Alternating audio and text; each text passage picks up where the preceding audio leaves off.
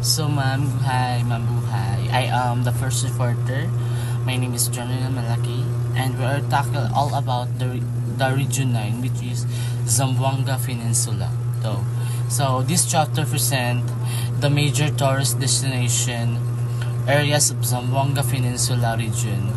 The major discussion will be on the access, health, and safety issues, geographical characteristic, major attraction, astronomy, and distinctive cultural attributes of the region related to the development and promotion of tourism in the Philippines. So these chapters provides a focused study of the Zamboanga Peninsula region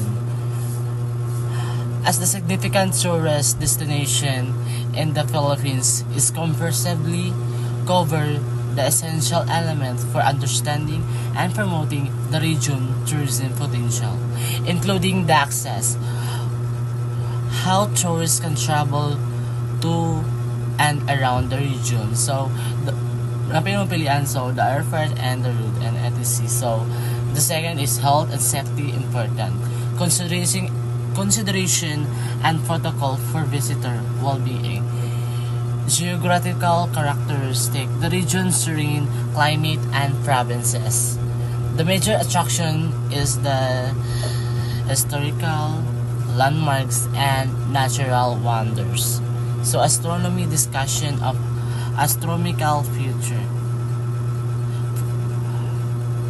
Potentially relating to dark sky tourism or local folklore, distinctive cultural attributes, the unique blend of Spanish, Muslim, and Tausug, Sama, and the indigenous, which is the Subanen influence, including Chabacano language, which makes the region cultural uniquely. So, the work goal to the equipped student with the knowledge needed to development and promote sustainable tourism, offering the Zamboanga Peninsula. Objectives. At the end of the chapter, the student should be able to first identify the different major attraction, activities, accommodation, and cultural highlights in the province within the Zamboanga Peninsula.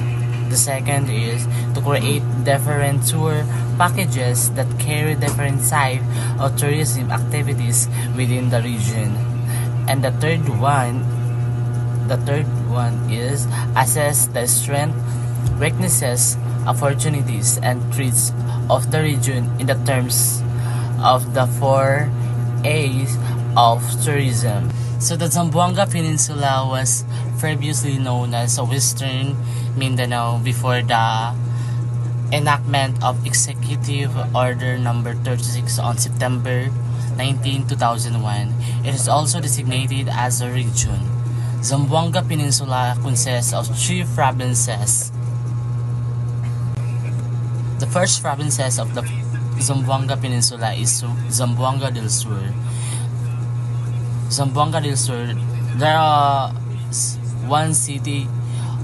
two city of Zamboanga del Sur, which is the Dipolog known as the Arcade City of the South. So, and then the Dapitan City is famous as the Shine City due to the excite of the Dr. Jose Rizal. So Zamboanga del Sur.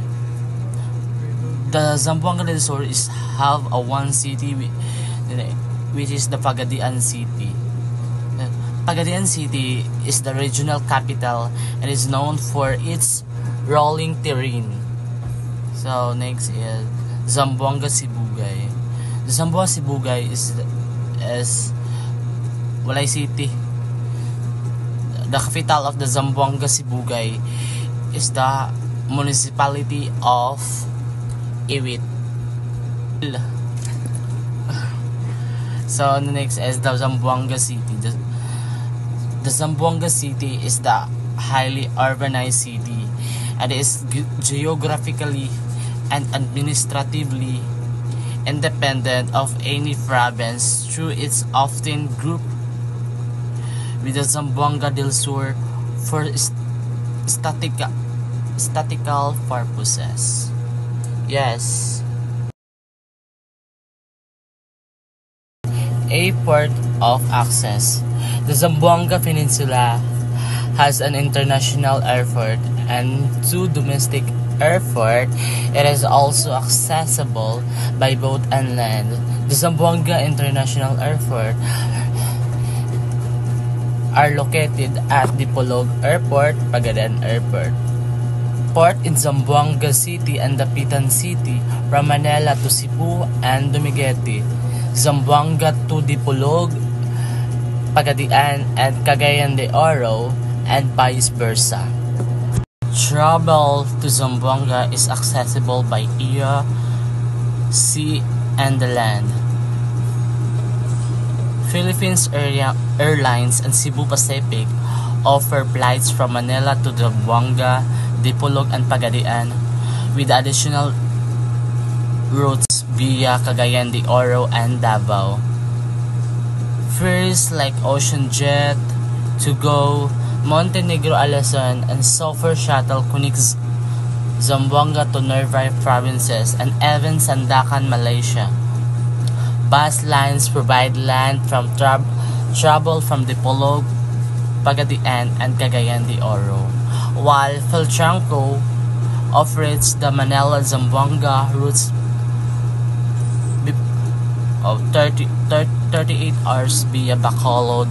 Within Zamboanga, transportation option includes taxis in jeepneys, tricycle, and habal-habal. Next is the attraction and activity. In Zamboanga del Norte, there are historical, cultural, and heritage attraction. First is the Fort D. Dapitan Rural National Park and ancestral houses, and Pagsalubok Circle.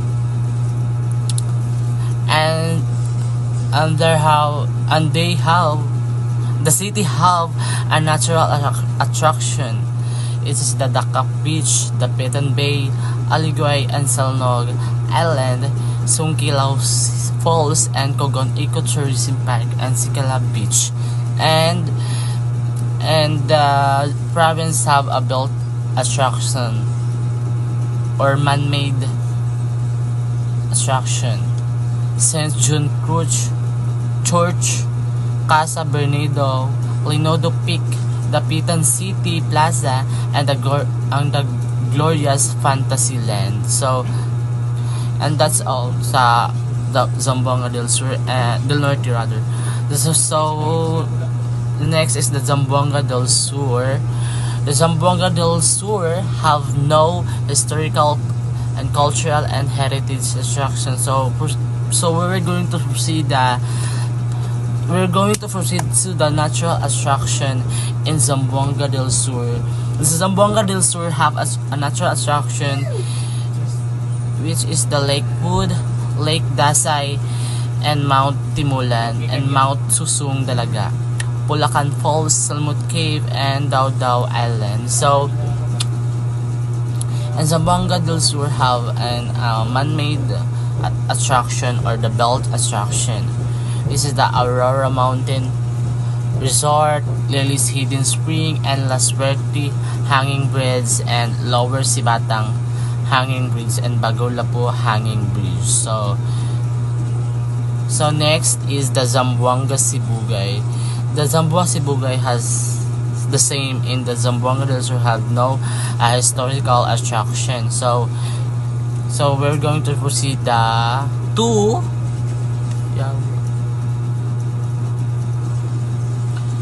the natural attraction in Zamboanga Sibugay. The Zamboanga Sibugay have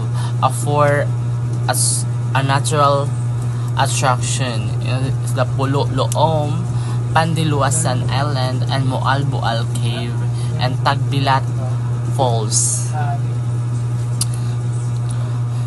And the Zamboanga Sibugay has a man-made, which is the Noah's Ark.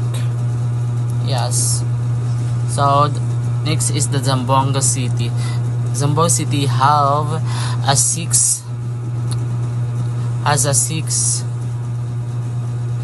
six historical, cultural, and heritage attraction, which is the Zamboanga City Hall, Bajau Burial Grounds and Park Pilar, and Rio Hound Village, and Climaco Freedom Park, and Yuccan Weaving Village. So the Zamboanga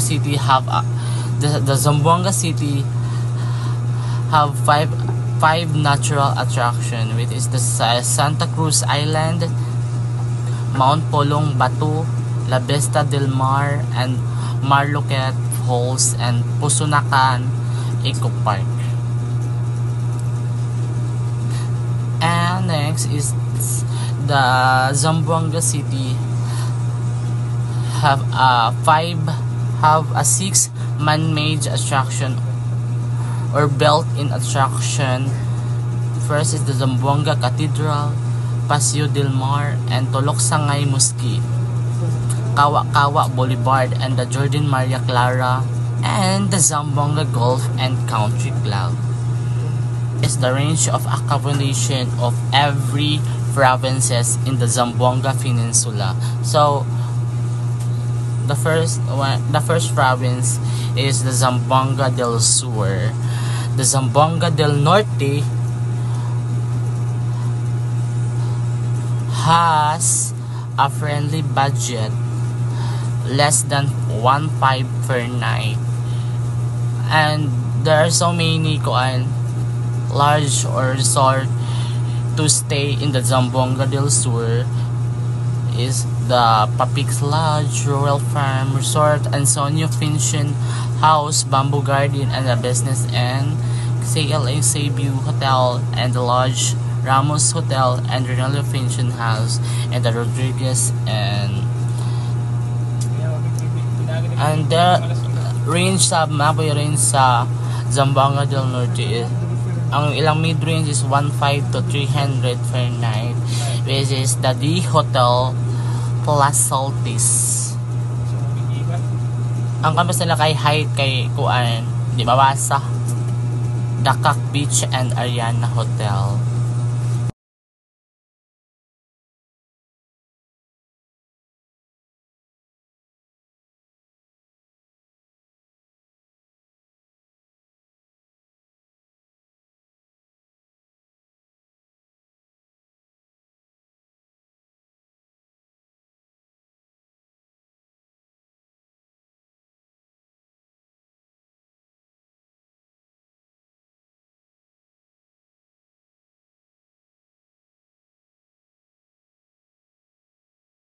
Good day everyone, my name is Perlan El Malobay, and this is my report, food and delicacies.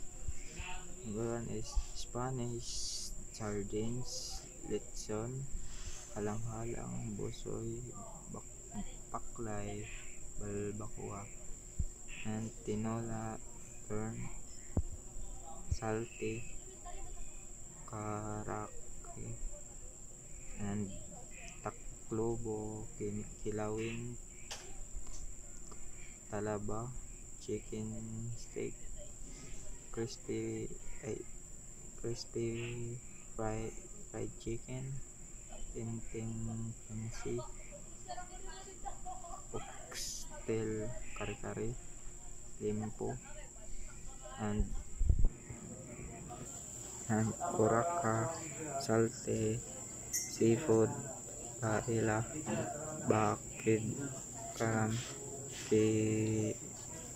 kini, bakir, lokot-lokot, planono, chikalam, pangbangsong, saging perito, chicken piyaga. And next is recommended pasalubong. Pasalubong Zamboanga is Inil Sula, chicken, pizza, lokot-lokot, barbelos, baltil, sardines, bagaong gata, tarts, itik, malong yakan, marano, and tausong ha handirik, fit, fresh seafoods, fruits, souvenir items. And next is festival and physical events. Zamboanga del Norte Boklong Festival, February to Thanksgiving Festival of Sombanin where illegal and rites are done. Hudyaka Festival, May 29, June 7, week-long celebration to showcase Zamboanga del Norte best area tourism, both street dancing and focus of with form participation for the different municipalities of the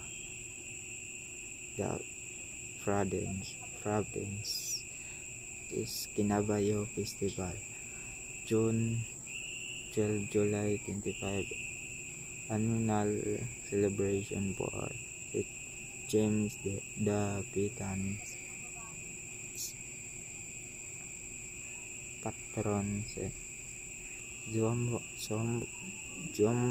Zamboanga del Sur Cochincha Festival,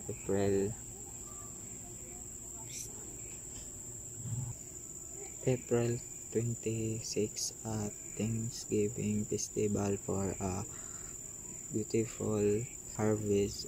It is healing its street dancing competition and agriculture.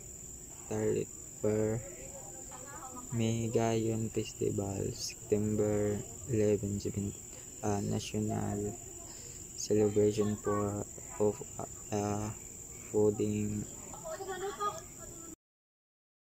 Next is Zamboanga Sibugay Festival, February 15, 26. Oysters in Zamboanga Sibugay is dubbed as the most delicious, meatless, and biggest oyster. The locals hold the Sibugay Festival to celebrate its oyster industry. Next is Pasalamat Festival, January 15, 29, a street dancing competition representing the traditional way of holding Thanksgiving celebration among the Cebuanos. And next is Casitas Festival, May 1, annual celebration following San Jose Mamoyo, the patron of Phil. Next is Bagos Festival, December, Thanksgiving Festival celebrating the abundance of bagos of milkfish in the province. The festival highlights its annual Lola concept. Next is Kasagyaan Festival, December 15, 19. It is celebrated to commemorate the outing anniversary of the municipality of the Talhan. The highlight of the festive need street dancing, parade, and the search for Miss the Next is Zamboanga Cavite. Zamboanga Hiramosa Festival per Stellar October 10, 12. It is celebrated in honor of the miracle imagine of Our Lady of the Fiddler and the legendary Fort Pilar. Next Regatta de Zamboanga. It is a highlight of Zamboanga Hiramosa Festival, where colorful festival vistas are set to the six is major cultural groups. Major cultural groups are Visayan, Cebuano, and Tausug. Cebuano is a Spanish dialect spoken in Zamboanga Peninsula, which is the lineage its number with one current already extinct in its legal history. The dialect date back to over 400 years old, with its roots coming from Spanish influence. The name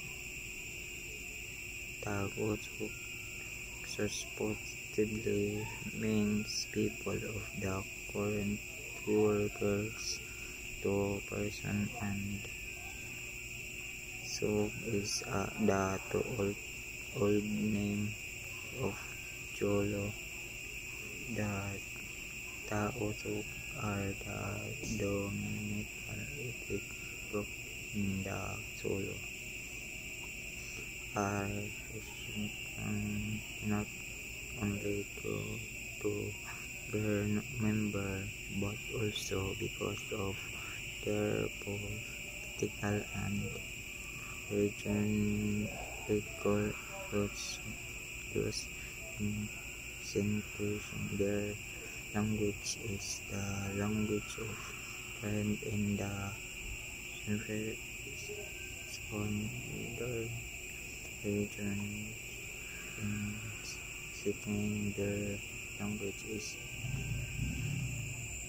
a replica of Italian. These are important and based in toward the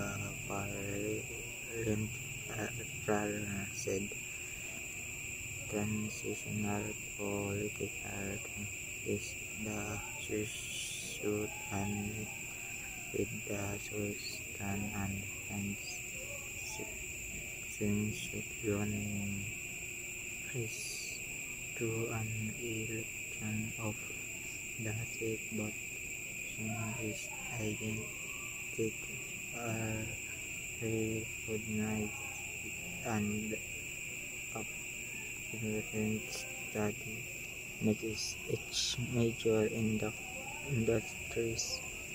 Fishing, agriculture, and mining are the region's major industry. The region processes the most fish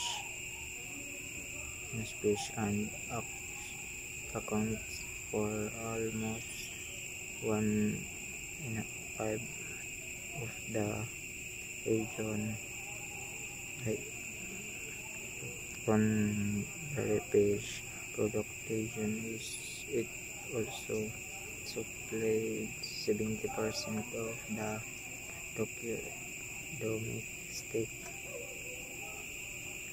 regional mission for this fishing. It is also considered as the sardines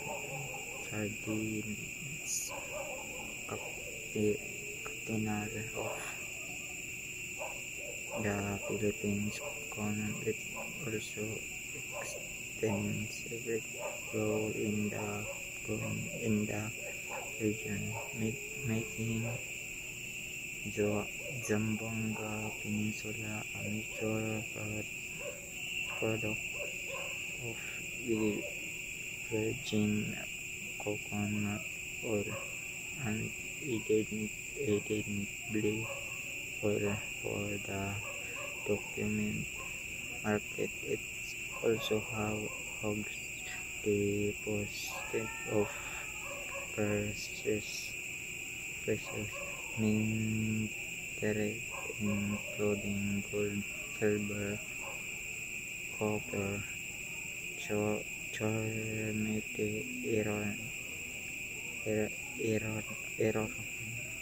and other minerals. Next is language and dialects. English, Cebuano, Visayan, Sabanon, Chavacano, Zamboangano, Iliga, Tausug, Tagalog, and Spanish are spoken with the region. Next is 20 Trabelia, and out of 12 sardines components in the Philippines are operating in Zamboanga, giving it the Little Sardines capital of the Philippines.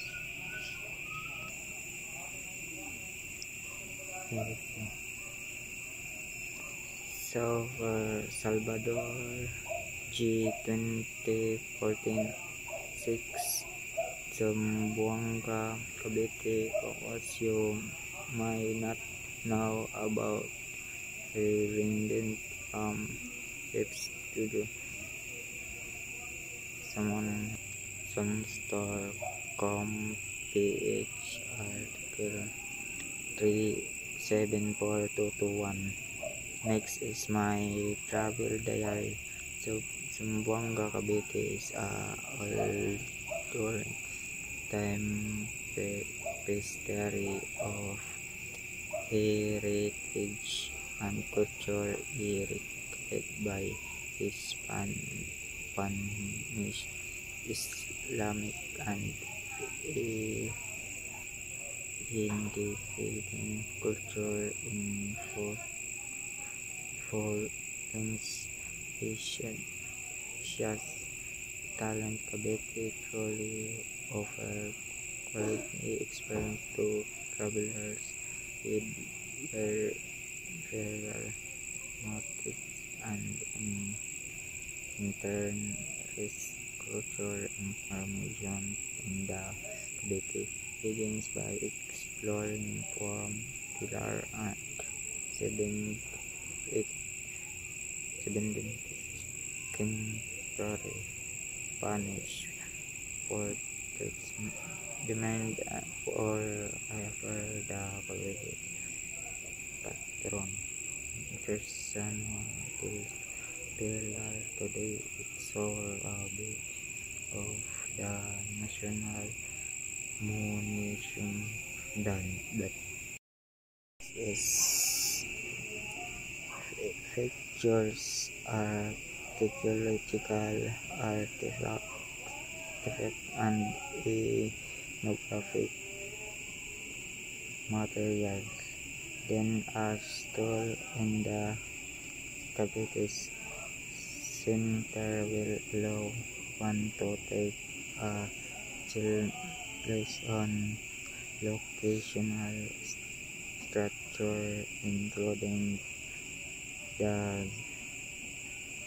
charming Zamboanga Cavite Hall. A visit to the Yakan behaving village is not to be missed to appreciate the craftsmanship as they behave there. Of course, a trip at Zamboanga Cavite will never be complete without enjoying the fun-pink sand beach and crystal clear water of the Great Bay Coast Island to cap off the day. Sailing on the Bisginta to enjoy the beautiful sunset or taking a chill at the current cruise near Tilmara can give you a memorable experience to enjoy Hinalo political affairs officer.